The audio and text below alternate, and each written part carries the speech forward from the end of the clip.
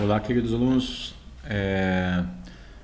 Então, a ideia dessa videoaula é continuar com as estruturas de decisão. Então, nós vimos na última videoaula da semana passada a estrutura condicional if else. Vou fazer uma pequena revisão breve e aí a gente vai para o switch case, certo? Só relembrando, né? A gente está lá no Apache NetBeans, né? Então, a gente tem a estrutura do Apache NetBeans. Então, só relembrando como a gente está criando o projeto. A gente vai lá em File, né, que é Arquivo, Novo Projeto. E aqui em Categorias, né, tem vários tipos de projetos. Então, provavelmente vocês vão ver eles em outras disciplinas. Então, a gente vai em C++. Escolhemos a aplicação C++, Next. Colocamos o nome, então eu vou colocar Switch Aula Switch case, né? E finish. Então aqui eu estou para criar o arquivo principal, que é o main, a partir dele que nós vamos estar iniciando o nosso programa.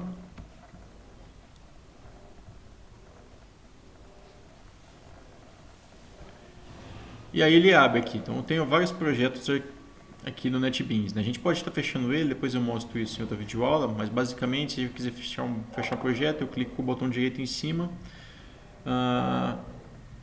e vou procurar a opção para estar fechando ele aqui, a Close.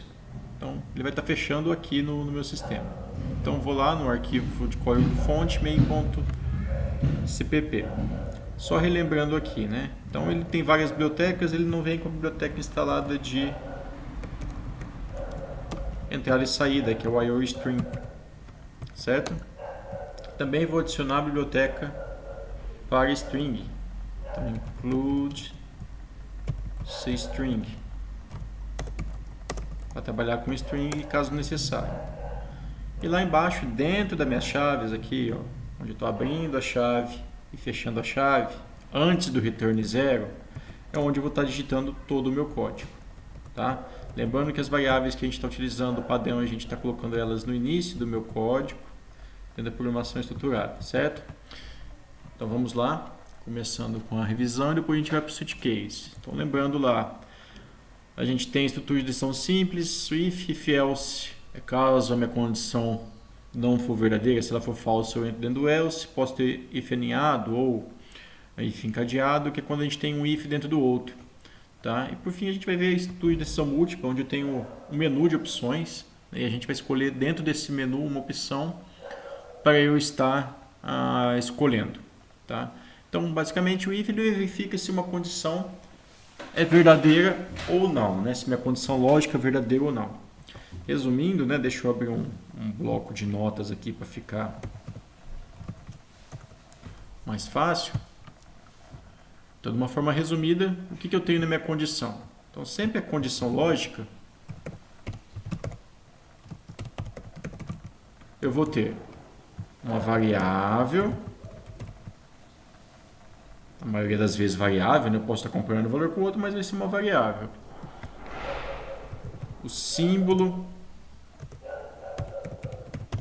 de comparação. Vou colocar tudo junto aqui para verificar que são 3 campos só, tá? O símbolo de comparação e o valor a ser comparado. Esse, inclusive, pode ser uma variável também. Tá? Então, por exemplo, a idade maior ou igual que 18. Ou seja, a idade é minha variável, o maior ou igual é o símbolo de comparação e o valor a ser comparado é 18. O símbolo de comparação, dentro do símbolo de comparação aqui, eu tenho igual, igual, quando eu quero verificar se um valor é igual ao outro, maior, maior, igual, menor, menor, igual e o diferente. Certo? Então esses são os símbolos que eu vou estar utilizando para estar fazendo a comparação. Então minha condição lógica é sempre isso. Se eu tiver mais de uma condição lógica, como nós vimos na última aula, eu tenho o ou para verificar se uma ou outra condição é verdadeira, então esse é o ou lógico, e o AND, que é o E lógico, para verificar se as duas ou mais, todas as condições são verdadeiras, ok? Então, continuando aqui com a revisão. Então, aqui eu tenho o if, né? Se eu não colocar minhas chaves, o que acontece? Ele vai executar uma única linha se a condição for verdadeira e vai sair do if. Agora, se eu coloco as chaves, significa que eu posso ter um bloco, um conjunto de comandos para estar sendo executados ali. Então, aqui a gente tem o primeiro exemplo, que é justamente da comparação que eu fui. Declarei uma variável chamada idade, que ela vai receber do inteiro, pedi para digitar a sua idade, leio a idade, e aí eu faço minha condição. Se, if, a idade, dentro dos parênteses, for maior ou igual que 18, o que vai acontecer? Se a condição for verdadeira, vai imprimir mensagem você é maior de idade. Se a gente tiver o se não, o else, a gente vai colocar após o fechamento da chave do if. Então, else, ele faz parte desse if aqui. E os comandos que são executados. No exemplo anterior, se eu quisesse verificar, se a condição for falsa, vou para dentro do else, você é menor de idade. Belezinha? Então, aqui o exercício que nós fizemos na aula passada. Desculpa o barulho aí, acabou passando uma moto aí. Não sei se atrapalhou muito, mas vamos lá. Condição lógica. Se, aqui um if encadeado ou if aninhado, né? Pode ter confundido aí. Se a condição lógica for verdadeira, você pode ter um outro if aqui dentro dela, com else. Então, cada if ele tem um else associado a ele. Então, esse else que eu tenho aqui é do meu if mais interno. Ele vai procurar o meu if anterior, tá? Ou eu posso ter um else um if dentro do próprio else. Então, aqui eu tenho uma outra condição lógica. Ok? Então, esse else aqui pertence ao if, ao primeiro if. Ele vai procurar o if mais próximo a ele para estar fechando. Beleza?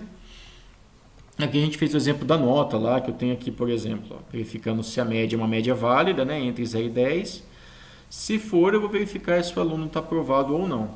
Tá? Caso contrário, note, esse else aqui é do if mais interno, para verificar se o aluno está aprovado ou não. E esse outro else aqui é do meu if mais externo, que vai verificar da média válida. Ou seja, se a média não for uma média válida, ele vai imprimir que a média é inválida. Tá? Então vamos agora para o switch case.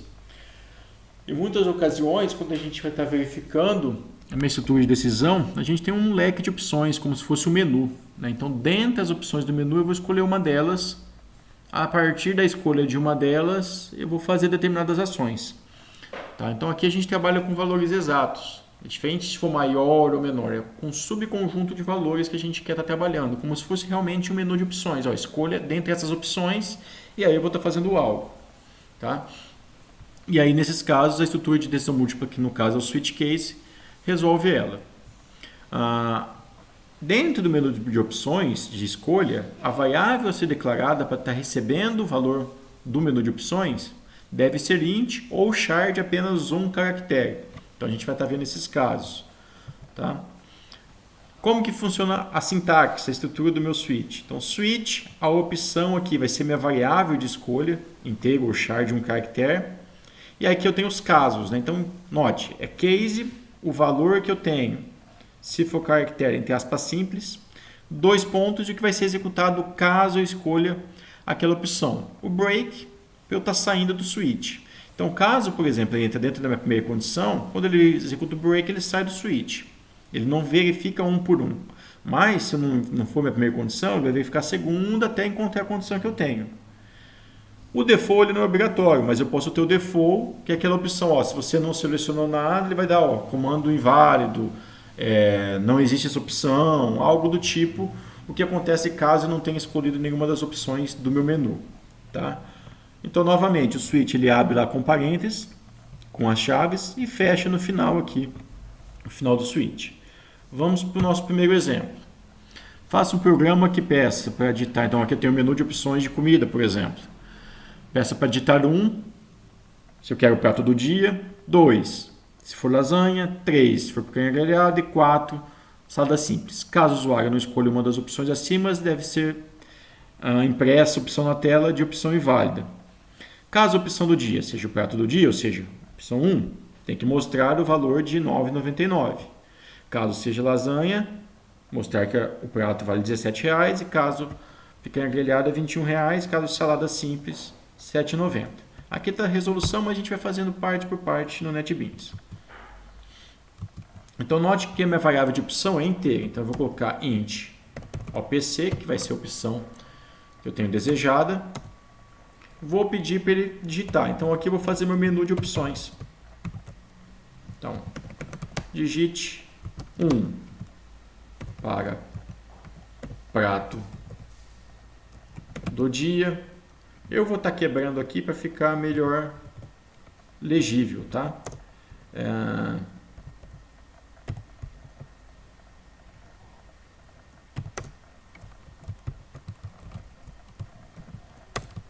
Então, copiei isso aqui e vou modificar. Então, é 2.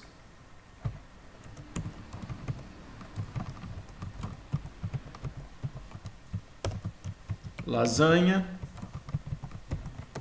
3. Picanha grelhada, se eu não me engano, né? Isso, picanha grelhada.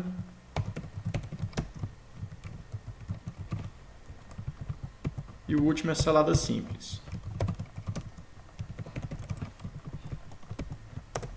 4.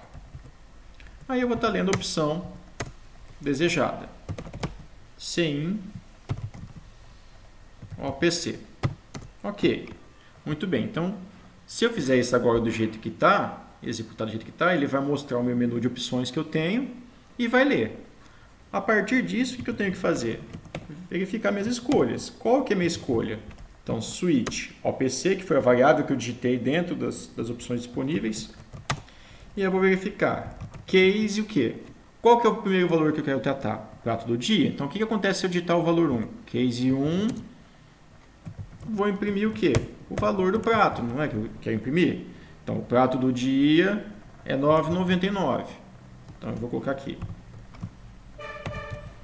Prato do dia tem o valor de R$ 9,99. Vou até colocar os reais aqui na frente. Certo? Barra N para estar quebrando. Ponto e vírgula. Terminei de fazer todo o meu bloco de comandos dentro da primeira opção. Break. Certo? Eu costumo deixar tudo na mesma sequência aqui. Tá? Case. Agora eu vou para a segunda opção. O que acontece se eu escolher a opção de lasanha? Então eu vou copiar daqui. Só vou modificando o que acontece dentro do layout. Tá, o que acontece? Vou colocar lasanha. Tem o valor de 17.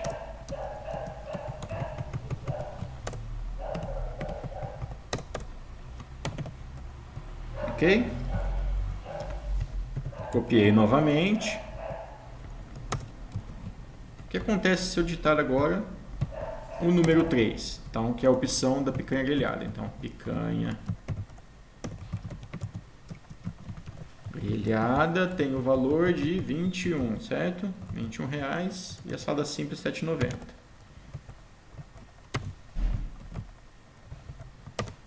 Ok?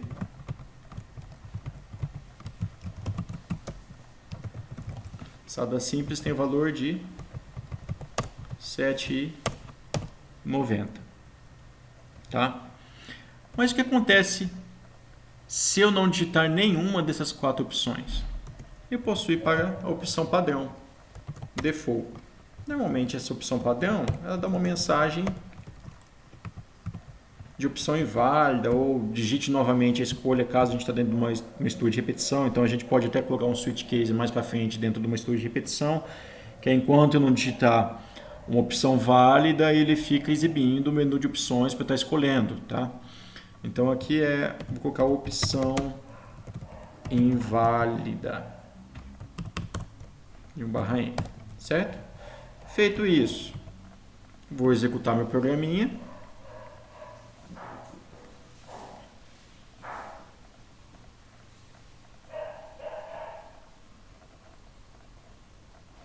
Se não tiver erro nenhum, claro, né? Ele vai estar executando, se eu não esqueci nenhum ponto e vírgula aí. Então ele está fazendo o processo de compilação. E aí, ó, ele imprimiu meu menu de opções. Digite 1 para o prato do dia, digite 2 para a lasanha, que foi a primeira parte do meu algoritmo, né? Que foi antes. O que ele está esperando agora? Ele já executou isso, ó. É o meu menu de opções. Ele está esperando que eu digite qual das opções eu quero. Então, por exemplo, eu vou digitar a opção 2. Quando eu digitar a opção 2, ele vai verificar aqui das opções qual que é e ele vai vir para este caso aqui. Certo? Então, eu digitei 2, vou apertar o Enter.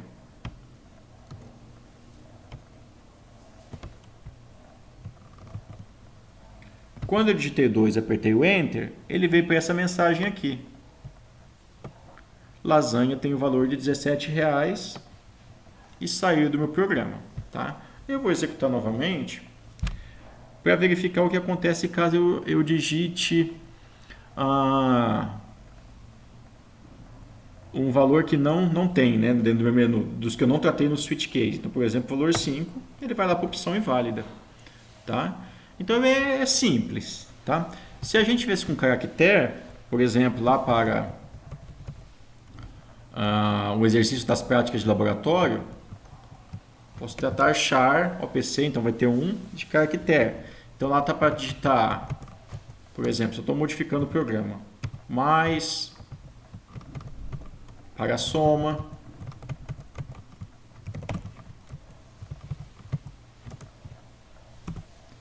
menos subtração,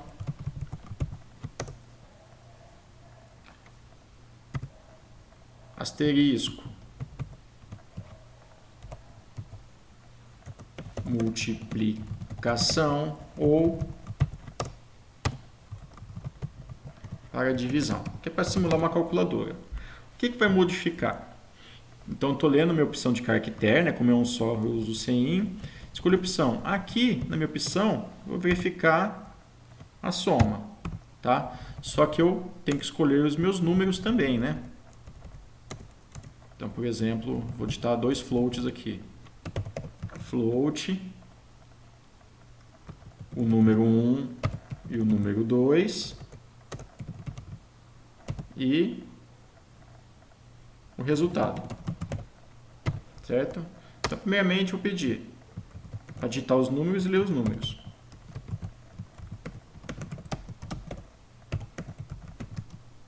Digite os números para a operação matemática.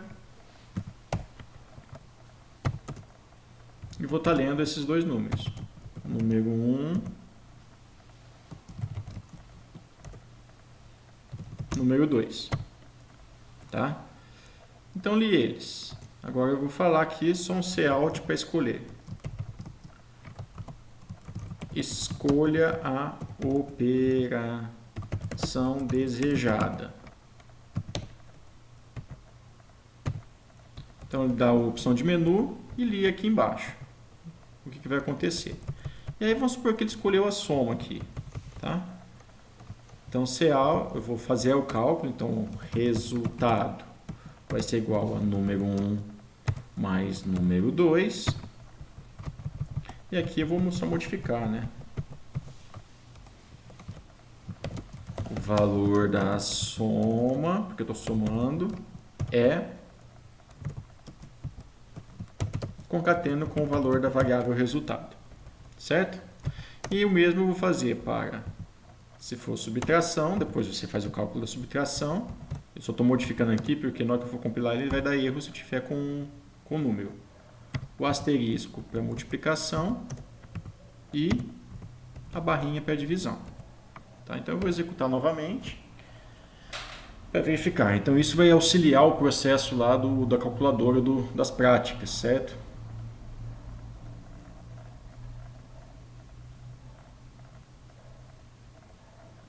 Então lá, digite os números, 4, Enter, 5, Enter. Escolha a opção, soma, o valor da soma é 9 e sai.